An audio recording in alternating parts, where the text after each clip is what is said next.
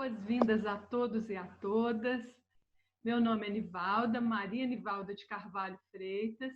Estou na presidência da SBPOT nessa gestão de 2020 a 2022. A SBPOT ela completa 20 anos de existência no dia 26 de junho de 2021 e definimos aí como uma estratégia de comemoração gravações com pessoas que foram importantes e fundamentais na história da psicologia organizacional e trabalho no país e para a SBPOT. Parabenizar a SBPOT, esses 20 anos e o papel que ela tem cumprido na estruturação, no crescimento, né? Na visibilidade da nossa área, da área organizacional de trabalho no Brasil. Felizmente, não é? Podemos chegar ao livro verde, ao Psicologia e Organizações de Trabalho no Brasil. Eu sempre que falo desse título, eu marco no Brasil, porque nós tínhamos a possibilidade de efetivamente falar das pesquisas brasileiras e dos casos, dos estudos de casos no âmbito do nosso país. O livro é publicado em 2004, né? A SBPOT é criada, né? Em 2001. Os congressos brasileiros de psicologia organizacional e trabalho começam a acontecer a partir de 2004. Em 2004 foi em Salvador, 2 anos depois foi em Brasília, e em 2008 foi em Santa Catarina. Como a SBPOT entrou na sua vida? Trabalhei muito, fiz tudo que eu podia fazer para que ela se tornasse uma realidade, né? Foi muito importante o início assim afetivo do aceite, de eu ter me engajado, de me sentir honrado, privilegiado, abençoado. Eu via dessa forma. O primeiro estatuto da SBPOT, a sede é em Florianópolis, e a sede física da SBPOT, a primeira sede física da SBPOT é de onde eu estou falando, a minha residência. Aí, já que a gente entrou na criação da sociedade, a sua gestão foi a segunda, né? Então, foi bem no comecinho. Quais foram as principais ações desenvolvidas na sua gestão? O que você lembra, assim, que foram... A principal delas, a maior de todas, foi o primeiro CBPOT, não é? O primeiro congresso da área. Sem dúvida alguma, essa foi a maior ação, não é? Mas, lógico, que também houveram outras ações, maior divulgação. Nós criamos, por exemplo, não existia o WhatsApp, não é? Nós criamos um grupo, não é, de e-mails, e isso para ajudar a articular os psicólogos e ter um contato mais contínuo com as diversas pessoas que atuavam na área, como pesquisadores e atuantes também profissionais, embora que o que predominasse nesse grupo eram os pesquisadores, os professores, não é? Dizer uma coisa que tem um valor fundante, que eu queria ressaltar, que é o trabalho colaborativo, né? E assim, o quanto que eu acho que as mulheres de POT agregaram muito a isso, que é um trabalho meio matricial, né? Meio de trabalhar muito, muito, muito, muito, e de estar em várias frentes. A gente vai olhar essas mulheres de POT em todas as frentes, no CBPOT, na RPOT, nas direções, né, junto com os homens trabalhando muito, mas o que destaca talvez seja um valor feminino, né, desse compartilhamento, dessa coisa colaborativa, e também de gostar muito de ter o esforço coletivo reforçado pelos efeitos positivos, né, que ele está trazendo para a nossa comunidade de psicologia.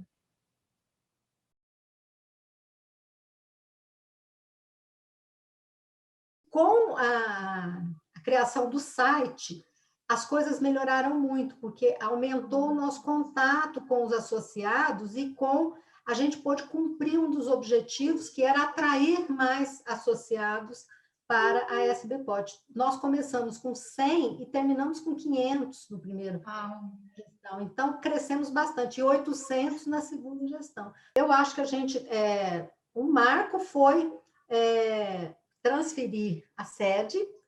Outro marco foi modificar o estatuto. Outra coisa foi estimular a cooperação nacional com os pesquisadores da área, principalmente criar uma interação bastante forte com a ANPEP, né? De forma que nós começamos a contatar e promover até pesquisas com alguns GTs da ANPEP, né? E daí, por exemplo, resultou a pesquisa cujo produto foi o livro do psicólogo, de 2010. A SBPOT tem que seguir com olhos de crescimento, sempre de abranger e abarcar e cooptar mais pesquisadores e mais profissionais da psicologia organizacional do trabalho, porque o nosso objetivo, né, isso está no estatuto, é divulgar e fazer crescer a área no Brasil. Chegamos a desenvolver a fazer eventos também nossos mesmo, regionais, né? Então, assim, foi uma época em que a gente tentou fazer com que a SBPOT pudesse ter uma atuação mais regional e local para ocupar espaços, né? Não deixar espaços abertos, né? Nem para permitir que as ações do Conselho Federal produzissem a cisão no nível local, nem para permitir que os conselhos regionais de administração, associados ao Conselho Federal de Administração, pudessem criar situações constrangedoras para os profissionais que já estavam atuando na área. A gente tentou criar serviços, a gente trabalhou no sentido de defender muito a SBPOT junto ao Conselho de Administração, porque o Conselho de Administração simplesmente decidiu naquela época que gestão de pessoas era da administração, não era não era no domínio de nenhuma outra área. Então, assim, a nossa gestão foi muito no sentido de tentar fazer com que a SBPOT chegasse. Nós começamos os congressos regionais, sabe? A gente teve congresso regional lá no Maranhão, a gente conseguiu fazer congresso regional, a gente dava apoio da SBPOT para os congressos regionais. Então, assim, a nossa intenção foi regionalizar mesmo, fazer com que a SBPOT chegasse a mais pessoas. Na época, a gente conseguiu fazer damos suporte para fazer o congresso o CIP aqui no Brasil, né, que tinha sido uma iniciativa do Jário e outras pessoas, então foi feito o CIPER em Brasília. A gente conseguiu fazer vários congressos regionais, no Mato Grosso do Sul, fizemos congressos no Maranhão, fizemos congressos ali em Juiz de Fora e região. A gente fez muitos pequenos congressos exatamente para tentar mostrar que essa associação existia. Legal. E que ela tinha uma cara diferente. A gente tentou se mostrar para o mundo, né? E mostrar que era um grupo de pessoas que estava fazendo psicologia das organizações do trabalho. Uma outra coisa que a gente trabalhou também foi no sentido de trazer o pessoal de psicologia do trabalho, né, que se autodenomina psicologia do trabalho, mais para próximo da área. Na imagem tem lá a data de fundação, tem o congresso, tem os livros, tem a bandeira, tem as empresas júnior, os símbolos. os símbolos básicos desse processo de institucionalização, aí acaba que isso vai ajudando a compor, né, esse quadro da sociedade, que vão virando essas marcas do trabalho e do tempo. Eu acho que a força da nossa área, o reconhecimento do nosso papel, essa não é uma tarefa individual, né? Você pode ser o melhor profissional de psicologia do mundo, mas um bom pedaço do reconhecimento do seu trabalho e da sua importância virá da força da área. Então, nesse sentido, colaborar com a construção da SBPOT, né, com o fortalecimento da sociedade, do congresso, da revista, das publicações, das pesquisas, isso é fundamental para a gente. Né? Então, a SBPOT ela não é uma tarefa individual e ela não é um produto de apropriação do indivíduo. Ela é uma construção coletiva para o bem coletivo.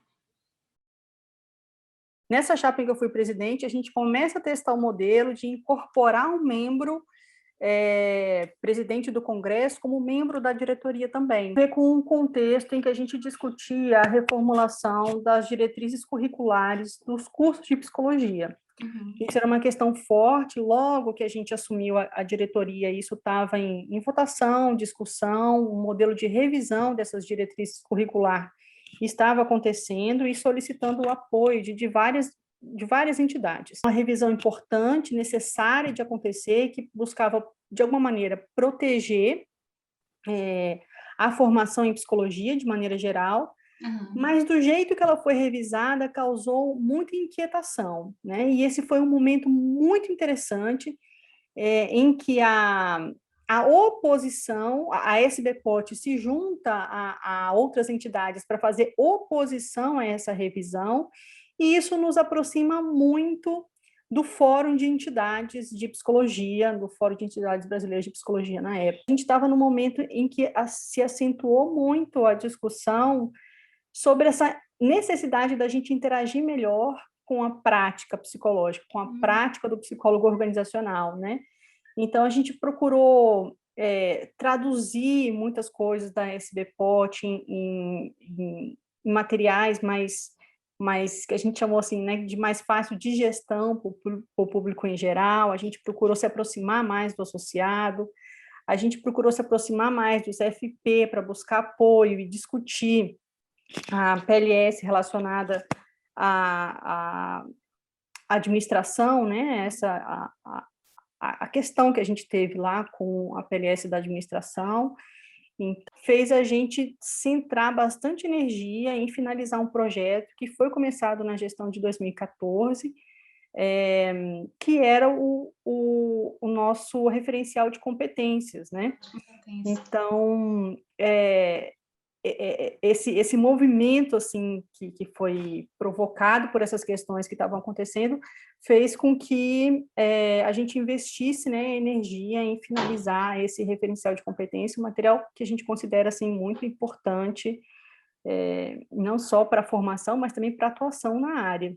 E no final da gestão, a gente também deixou um material muito interessante, que foi um material de orientação, né? A gente começou com uma ideia geral de orientar o primeiro momento de crise da pandemia, que foi o teletrabalho compulsório. Então, a gente conseguiu reunir pessoas muito rapidamente, são esses apoiadores da entidade, os pesquisadores que estão ali perto, estão sempre na nossa base, e conseguiram produzir um material emergencial muito interessante, sabe? Um material de orientações práticas para se organizar naquele momento. Nós avançamos, né? Apesar de todas os contextos adversos pelos quais nós passamos no país, as crises econômicas, né? E que culminam na crise que hoje nós vivemos. Eu acho que nós temos aí uma trajetória a ser comemorada, efetivamente, né? De grandes avanços, de grandes conquistas, né? Que, é evidente, também nos colocam desafios para o futuro, né? Eu acho que temos que continuar pensando no futuro e para onde é que nós vamos. Eu acho que a SBPOT está cheio de planos, cheio de projetos para o futuro. Eu acho que isso é a expressão mais viva do que significa esses 20 anos e dos esforços que nós todos estivemos envolvidos na construção da SBPOT.